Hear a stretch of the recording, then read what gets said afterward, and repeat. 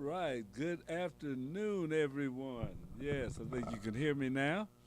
This is Louis George Walker, and I'm coming to you today with the BFTAA and more show. That's right. Black Family Technology Awareness Association, in partnership with the W.E.B. Du Bois Learning Center, had come together and formed this radio station, and we call it KUAW Radio.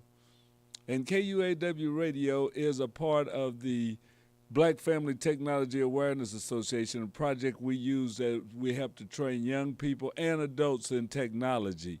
So you're listening to us right now. If you're on Facebook or YouTube, Twitter, Twitch, you can be picking us up live and seeing this video. If you're listening to us on our audio-only channels like the TuneIn app, Get Me Radio, Online Radio Box, all of those sites, Radio Garden, you can pick us up 24 hours a day where we broadcast on the audio only. But when we do live shows, we're broadcasting a few live shows a week right from the KUAW studios located at 4510 East Linwood Boulevard in Kansas City, Missouri. So we're so glad that you could join us today, and we've got a little bit of information to bring to you, a little bit of news that's going on, and hopefully something to help you get ready for this summer.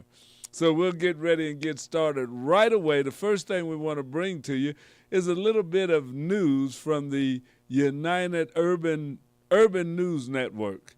So let's see if I can find that right here. I think I've got it right here. So check out Urban News for today. This is UNN Urban Network News. I'm Alexander Caden, and here's a couple of things happening in the news.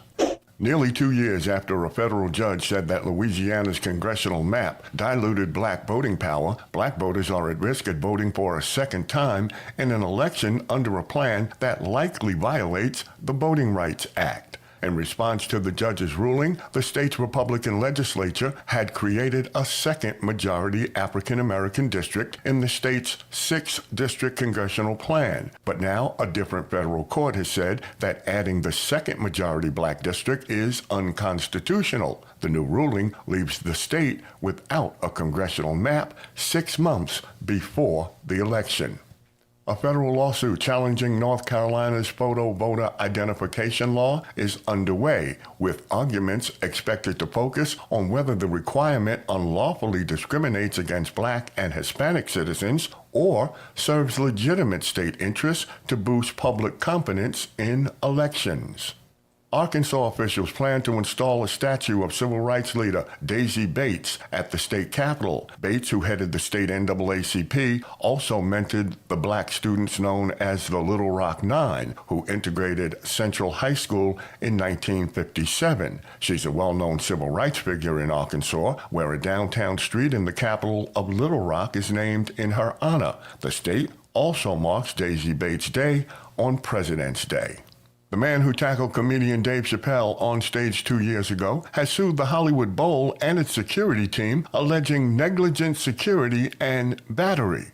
Wait, the guy who tackled Dave Chappelle is suing the people who tackled him. Whatever. Do you have a car sitting around you want to get rid of? Then here's a great idea. Donate your car and help veterans and their families. The right now, and we're glad to get some of that out. Well, you know, this is an election year. It won't happen until November, so there are a lot of things that are going to be going on, a lot of the shenanigans that go on with having your vote counted to have the voting rights. So I'd like to say for everyone to register and vote. If you haven't already registered, check when the deadline is for the November election, and hopefully you still have time. I think there's still time to register for the November election in most states. If you've moved, if you've changed your name, a lot of things can happen. You might have said, well, I registered some years ago. But if you live in a different location now, you're not registered. You have to re-register when you move. You change districts, so you're voting for different officials. So just registering once is okay if you stay in the same location. But if not, check to see if you're on the rolls. Go and re-register so that you're registered and that you'll be able to vote. Voting is a privilege here in this country, but it's not one to be taken for granted. You know, we all need to exercise our right to vote. Yes, you may say, well, what does it matter to me? Well, it matters if you don't vote. It matters if you do vote, because you want your voice to be heard. And not just in the presidential election. I know you hear a lot about voting going on now, but here in the Kansas City area, you want to vote with the city council. You want to vote for the Jackson County legislature. You want to vote for a lot of the taxes that they want to approve or disapprove. You want to make sure that your vote is counted on a lot of the things that are happening locally. It doesn't make national news. Sometimes it barely makes the local news. But that's what you want to do. You want to make sure that you get registered to vote. So if you haven't voted or if you haven't registered, it's time to register now so that you can vote in November. I'll have to look up when the deadline is for registration, and you should be looking that up too, because you shouldn't wait for somebody else to do the work for you. So check and see about when it is that's the last time to register to vote in the upcoming presidential election. It's important. That is a public service announcement from the Black Family Technology Awareness Association. We are a nonpartisan group, but we do like to give out voting information in general.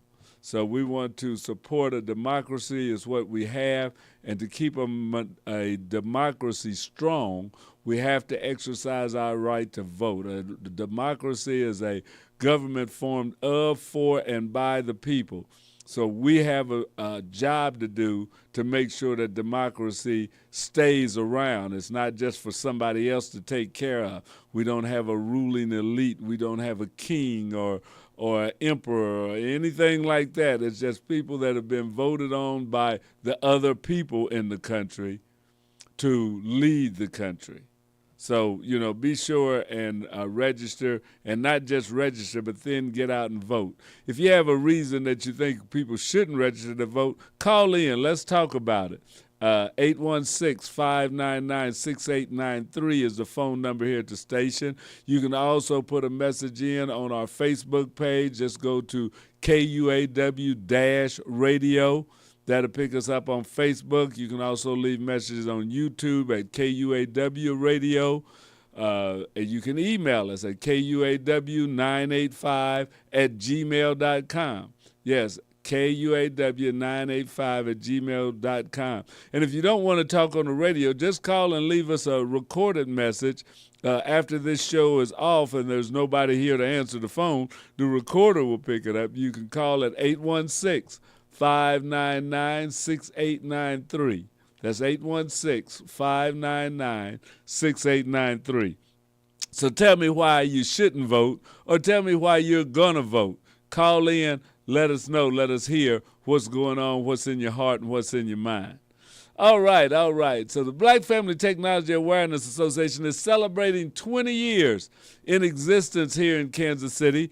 We just closed our robotics workshop for the summer for our young kids that have been working with us since January. We had a robotics team, Lego robotics team, that competed.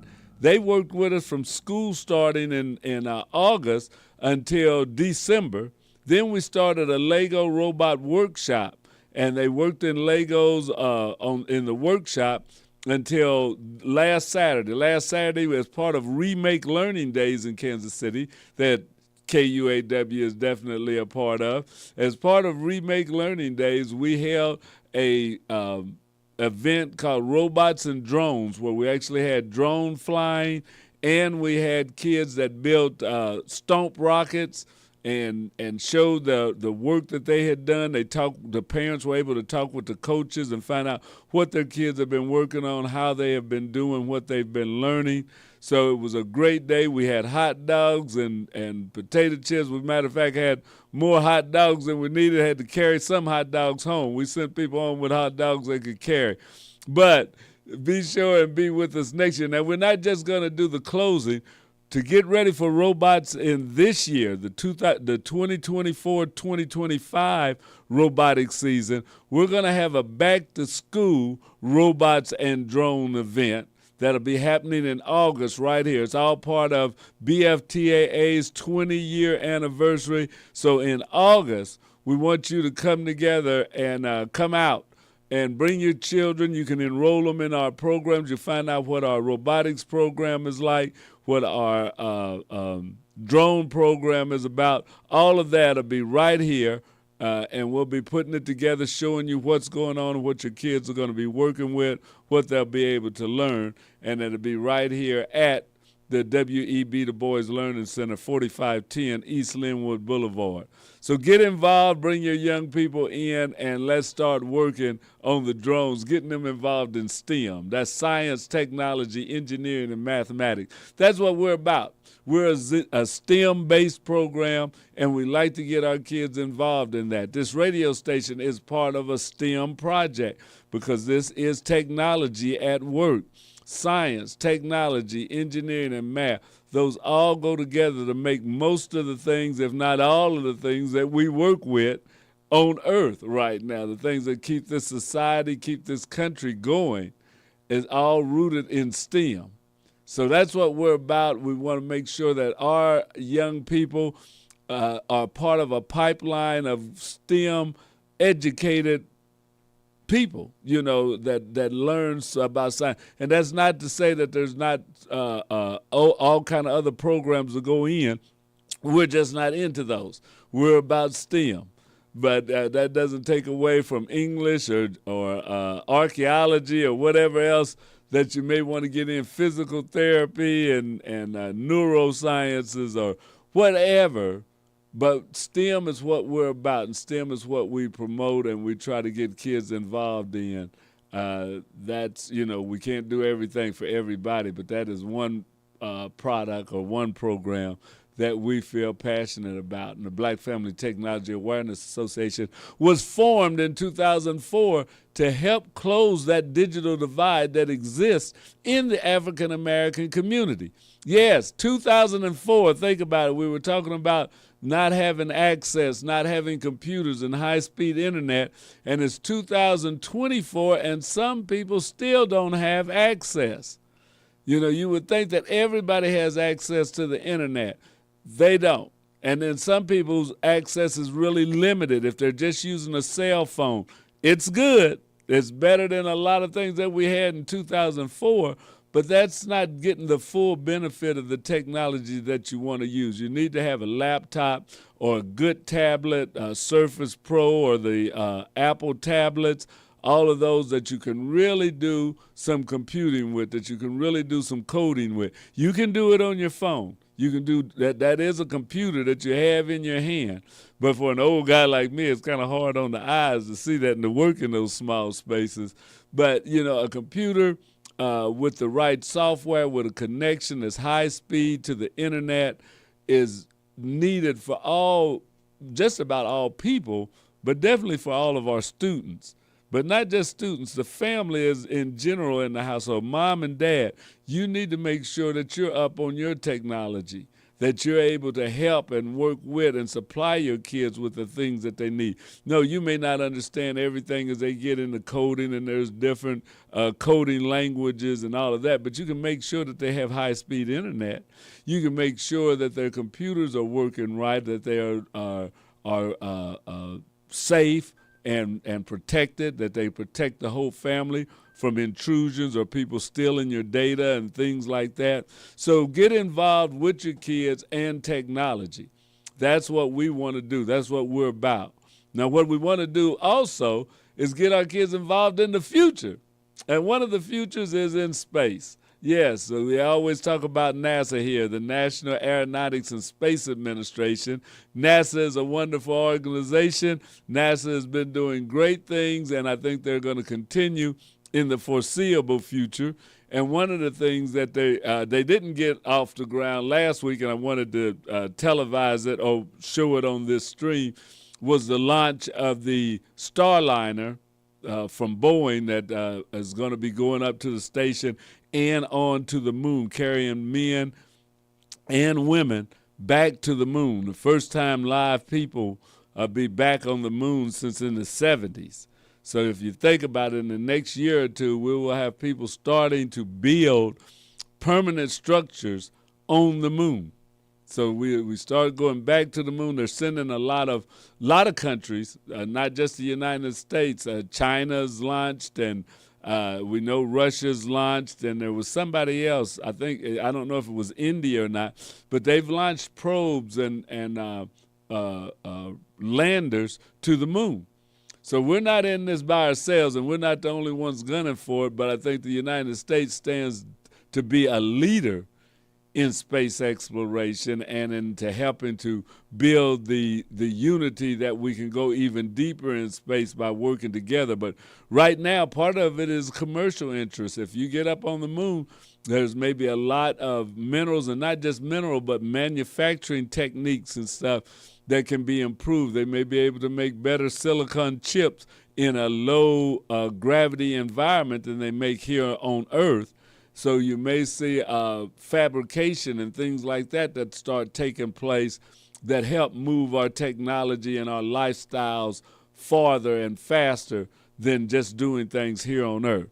So we're going to get up right now and watch a little bit of what this week at NASA. That's something that we show all the time here. So I know those of you that watch me regularly know that I'm going to show it. So let's see if I can find this week at NASA, and I will get that up. Here we go. This week at NASA. A new target launch date for our Boeing crew flight test. Making progress on major hardware for Gateway. And presidential honors for helping to advance NASA's mission. A few of the stories to tell you about this week at NASA. NASA, Boeing, and United Launch Alliance are now targeting no earlier than May 17th for the launch of our Boeing crew flight test to the International Space Station. NASA astronauts Butch Wilmore and Sonny Williams will be the first astronauts to fly to the station aboard Boeing Starliner spacecraft. After the successful completion of the mission, NASA could certify Starliner for rotational crewed missions to the space station. Our Artemis 4 mission is taking shape, with teams in Italy making progress on major hardware for Gateway, humanity's first space station to orbit the moon. The first two elements of Gateway, the Habitation and Logistics Outpost, or HALO, and the Power and Propulsion element, will launch to lunar orbit ahead of Artemis 4. HALO is one of the Gateway modules where astronauts will live, conduct science, and prepare for lunar surface missions. Dr. Ellen Ochoa, former center director and astronaut at our Johnson Space Center, and Dr. Jane Rigby, senior project scientist for NASA's James Webb Space Telescope, were each presented with the Presidential Medal of Freedom recently by President Joe Biden. Ochoa was recognized for her leadership at NASA Johnson and for being the first Hispanic woman in space. And Rigby was recognized for her work leading Webb, NASA's transformational space telescope. A new immersive visualization made with a NASA supercomputer takes viewers inside the event horizon, a black hole's point of no return. There are multiple versions of the visualization, including a 360-degree version. The project generated about 10 terabytes of data and took the supercomputer about 5 days to make. For comparison, it would take a typical laptop computer more than a decade to make. Learn more at go.nasa.gov/blackhole360. That's what's up this week at NASA.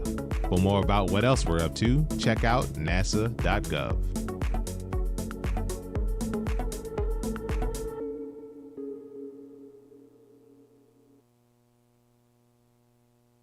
There we go. All right. Yeah, that's what's going on at NASA. That's very interesting. I'm going to have to go check out that Black Hole 360. And you talk about the work with supercomputers and even they, how much more powerful they are than the laptop computers. And those are some more powerful than our little handheld computers. So it all depends upon what you're doing and how much power and speed you need to accomplish it. So that's why I say sometimes, yeah, you can do a lot of work with a phone on the internet, on programming and all that. But as you step up to a laptop, a tablet, and then even the old desktop computers, you can get more and more power and be able to do more things. And then there's a lot of things that are going on in the cloud now that you can work with and expand your speed of computing. So it's ever evolving what you can do and the ways that we can do it. And it's exciting. So if you like technology, you'll love all the stuff that just keeps coming. It just keeps evolving and moving. And we need to make sure that our young people are involved in this, not just as consumers of it, but as creators, as developers. And to that end, there's going to be a developers conference in July in Kansas City. At the end of the KC Developers Conference, there will be a Kids Tech Day. I believe that is, well, I don't have the exact date, so I won't put it out. I'll give it to you next week. But the Black Family Technology Awareness Association will be down at Kids Tech Day. It's going to be at Bartle Hall, downtown Kansas City, along with other organizations. And we want to thank the people at We Code KC. Tammy Baker and her team have really been doing a great job in giving opportunities for young people and for other organizations to come together at events. So we want to thank them, and we will be down there. Another thing that's happening that you can watch virtually is June the 11th through the 13th is the 4th annual North Texas Black Tech Symposium. So there's going to be a virtual viewing. You can also go to it. It's a free event, but they are accepting donations also. But it's the 4th annual North Texas Black Tech Symposium. That's going to be happening down in Dallas, Texas, from June 11th through the 13th. Also, on June the 13th, right here in KC Mo, there's going to be a Juneteenth event that's put on by Asset, which is an employee organization at the city of Kansas City, and the city of Kansas City will be having a Juneteenth event. There's a Juneteenth event that'll be happening downtown Kansas City, weather permitting. They do it outside in the mall area between the City Hall and I think that's the Jackson County Court building. No, it's the Federal building. Between the City Hall and Federal building, somewhere down there. Police stations over there. Around 12th and Oak and not McGee, but downtown, right there by City Hall. And we're going to be there with the table, the Black Family Technology Awareness Association. So we'd like for you to come out to meet some of the staff, some of the people that are volunteers helping the Black Family Technology Awareness Association continue to go and to grow. As I say, we're celebrating 20 years in Kansas City, Missouri, Black Family Technology Awareness Association. So join us June the 13th for a Juneteenth event that's going to be happening down at City Hall outside that's being put on by Asset with the city of Kansas City.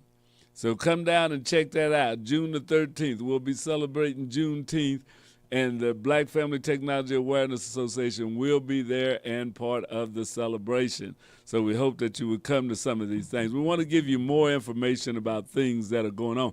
And if you can't go to the 4th annual North Texas Black Tech Symposium, pull that up on Google because they do have a virtual invitation. So you can go check it out virtually also. So that's something that you may want to look at and at least catch some of the speakers or get an itinerary of all the things that are going on. And there's maybe some speaker you would like to hear or something you would want to know more about. There's going to be job recruiters down there. Probably might have even some college recruiters down there. So if you're in the area, going to the area, have family in the area, tell them about the 4th annual North Texas Black Tech Symposium. But also, if you're here in Kansas City, you can watch it virtually like I probably will do. I don't think I'm going to be going down there, even though I'm going to be heading down that way in May because I have a granddaughter that's graduating high school, and we want to go down and wish Layla the best as she gets ready to go into her future life. So we will be making a trip. That's a couple of weeks from now, I think the end of the month. So we might miss doing a show here because I'll be in Dallas, Texas. So just want y'all to know that. All right, now there's more coming up in space and from NASA. This is Space to Ground. We do this every week, so we want to make sure that you get that information anyway. So this week, and you didn't get to see it last week because I think everybody was waiting on the launch of the Starliner, so there wasn't a recording or wasn't a broadcast set up for this week at NASA. I don't think Space to Ground was either, but there was a lot of things that weren't happening because a lot of the technology was probably being used to broadcast the Starliner watch. Now, you see that they say they're going to launch again, or they'll attempt to launch again, no earlier than May the 17th. So they had some sensor problems, or, they don't generally launch unless everything's 100%. And this was a test launch, so they're trying to get this certified. So they want to make sure everything is right on this launch. So, it's understandable. And I think any launch, they want to make sure everything is right. There's no launch that they say, okay, we'll let it go with this because it's just too much danger, and everything is so critical that you better have it all right when you take off 100%. So we don't blame them for it. A little disappointed because I'm watching and listening and ready for them to lift off, and they didn't. But let's see what they got going on up at the space station, even though the Starliner wasn't up there. Let's check this out now on Space to Ground.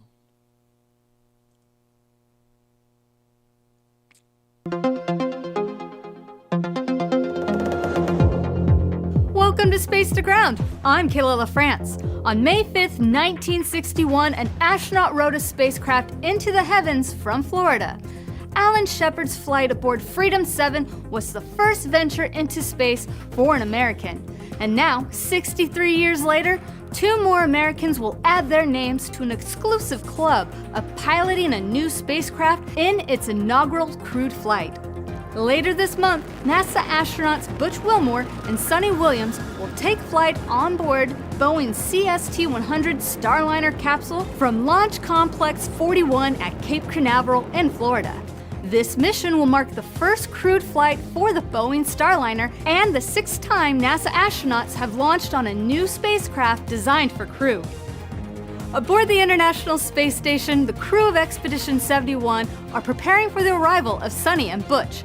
And when you're expecting house guests, you need to make arrangements. For the past few days, we have been preparing for Butch and Sonny to come to the International Space Station on the crew flight test for Starliner with Boeing. And we're super excited, but we had to do some basic prep. We've been getting their sleeping bags ready, and their laptops, and their workout gear all set up for our house guests that are coming. Also, we've been doing some stuff that I think is a lot more entertaining, which is we had to move our parking spot. So we flew up on the Crew Dragon number 8, and we parked on the front side of Space Station. And for the crew flight test for Starliner, it has to park to the front of Space Station. So we're taking their parking spot. Here on my iPad, you can see the Crew 8 Dragon on the front part of Space Station, and that's where we were. But that's where Starliner needs to park, so we got to undock from there on Space Station, fly up and around, and come down and park right there at the top. Super fun. 4 of us got to pile into the Dragon and fly it around, take it for a spin for the day. As always, we invite you to follow NASA for the latest information about the upcoming flight of Boeing's Starliner to the space station. NASA's Commercial Crew Program blog is a great place to start, along with @commercial_crew on the X platform. And that's Space to Ground for this week. Thanks for watching.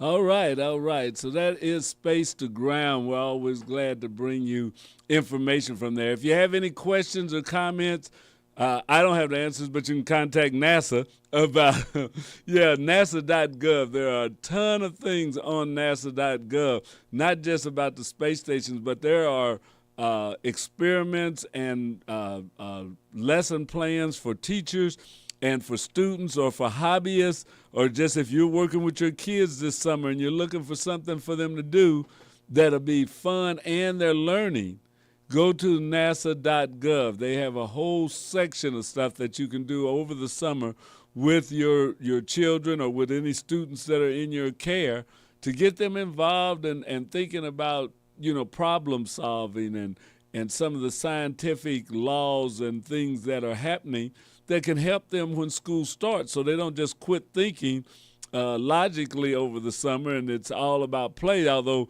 it's a lot about play because we want them to play and exercise. But we also want our young people to continue to learn, because there's no stopping it. As you and I know, if you're in the workforce, it is constant learning. There's always something new. There's something changing. So lifelong learning didn't just start with this generation now. It's something that has always been, and it's really just speeding up now, because you always had to learn the new things that were happening. But now it's even faster that it changes over and that there's something else that's coming down the pike. So lifelong learning starts when your life starts. So with the babies and as they get older, continue to pour into them so that they learn, so that they grow, and that they develop. All right. So how many went out to see the Aurora Borealis? Stick up your hands. Raise your hands if you went out. Okay. I can't see it anyway, but that's all right. Yeah, I went out. I was up at Smithville Lake and looking for the Aurora Borealis, and it wasn't a big light show that I thought maybe it would be. There was a low bit of light over the horizon, sort of a purplish light, but it was something to see. Now, they say it can do better if you use a camera, your cell phone, or a camera that you can do a long exposure shot, and that the colors become more vivid and bright, that you can take in more with that. But I was playing around with my phone, and I don't know if it'll let you do that, because I couldn't find anything to tell me to get a longer exposure on it. So maybe I have to wait another 10, 20 years when it happens again, and I'll have all of my ducks in a row, and I can maybe get some good pictures of it. But I was out there to try and get some shots and see what was going on. But I don't have any pictures to show you of the Aurora Borealis. But, hey, I'm not giving up. Matter of fact, they say it may be out again tonight and tomorrow night. So I may be back out at the lake and give it another shot and see what I can see. But, it's always good to look up and to catch what's going on in the night sky. And in the daytime, in the day sky, in the clouds and the formations and all of the things of nature that are around us that are so interesting. So in that vein, we want to look at what's up NASA. So in the month of May, you can see the things that are going to be out there that you may get up early in the morning to take a look at, or as the sun goes down, you may be able to see. So let's go right now to What's Up NASA.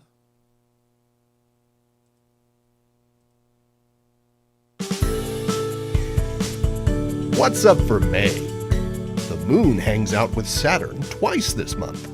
The Scorpion's heart briefly goes missing. And meteors in the morning courtesy of Comet Halley. On May 3rd, in the hour or so before dawn, you'll find the crescent moon rising with Saturn in morning twilight. The pair are trailed by the red planet Mars, which rises about 45 minutes after Saturn. They form a nice lineup in the east for early risers to enjoy.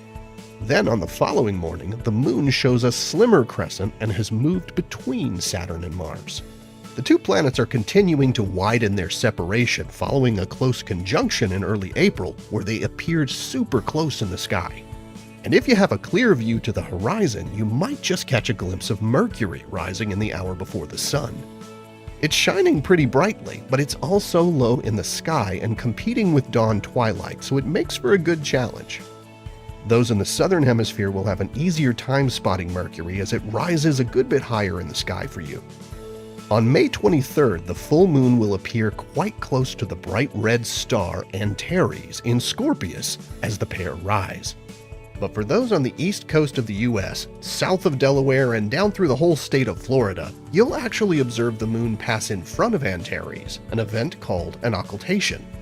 Over a couple of hours as the pair rise into the night sky, the moon will move slightly in its orbit, first obscuring and then revealing Antares. And finally, on May 31st, the planet Saturn rises in the wee hours of the morning with the crescent moon in tow. If you're up early on the final day of May, you'll find the pair toward the southeast. They'll be close enough to appear in the same field of view if observing through binoculars. May brings one of 2 annual meteor showers that are attributed to Halley's Comet. The Eta Aquarid meteors are seen each year in May, whereas the Orionid meteors streak through our skies in October. This situation occurs because Earth crosses through Comet Halley's orbit twice every year in May and October. Along Halley's path is a meteor stream, lots of little grains of rock and dust cast off by the comet, and these strike our atmosphere and burn up as meteors. The shower peaks overnight on May 5th and into the morning of the 6th. You can see meteors from this shower the whole week centered around the peak night, though.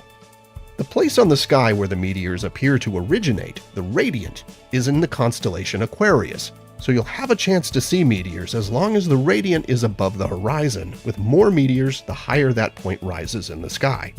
This time of year, Aquarius rises after midnight, so the time to watch this shower is in the few hours before dawn.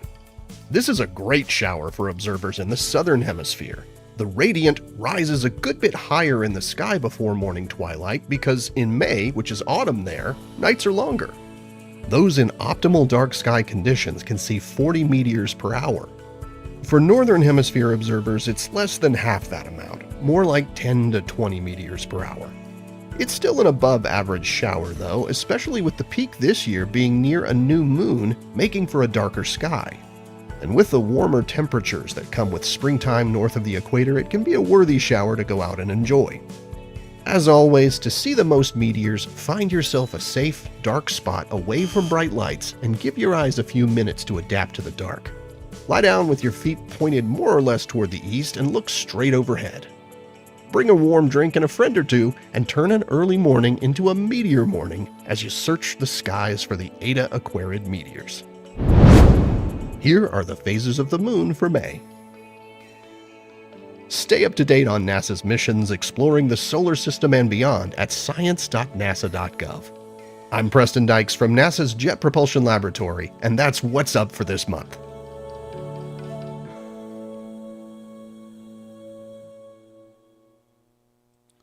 All right. Yeah, it's always good to see some of the things that NASA brings you, some of the information, some things that you maybe hadn't seen or knew about, and that's always great to check out. But we like to bring that to you and other technology news. I was looking at an article. If you get a chance, there's a publication that you can sign up for called Tech Republic.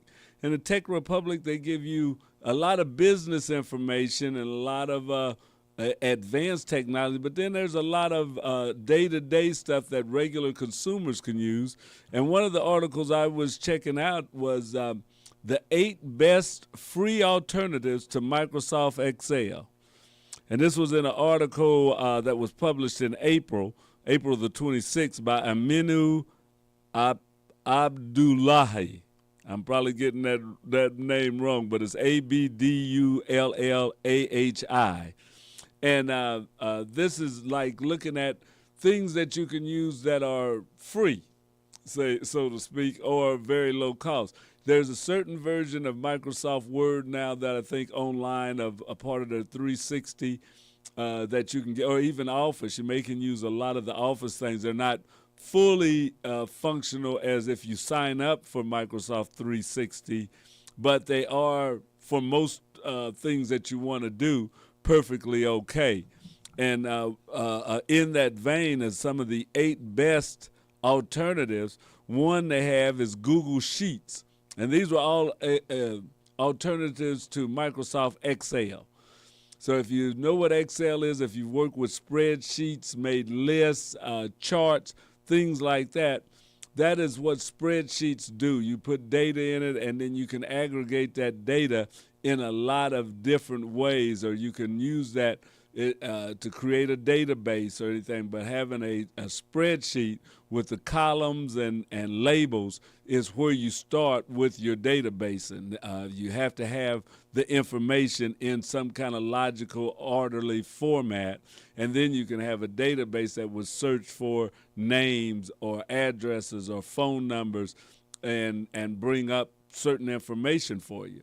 So that being said, some free programs, and it says one of the best ones for offline editing and collaboration is Google Sheets.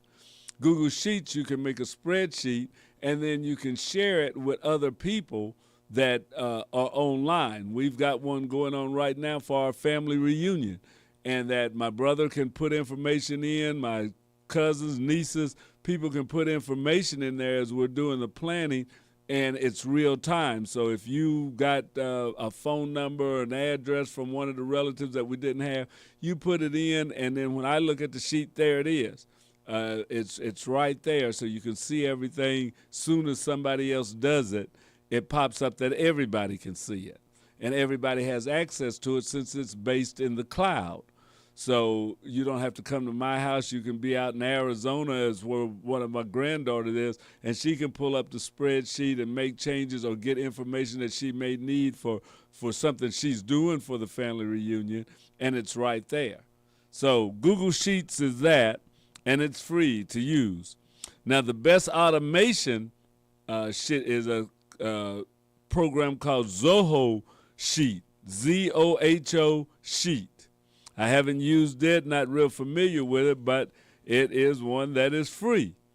And then for best for users who prefer Excel's interface is Microsoft Office Excel Online. So they do have a Microsoft Office Excel Online that looks like what you're used to if you're doing this at work, because Microsoft is really probably dominates a lot of the spreadsheet software that's on work machines.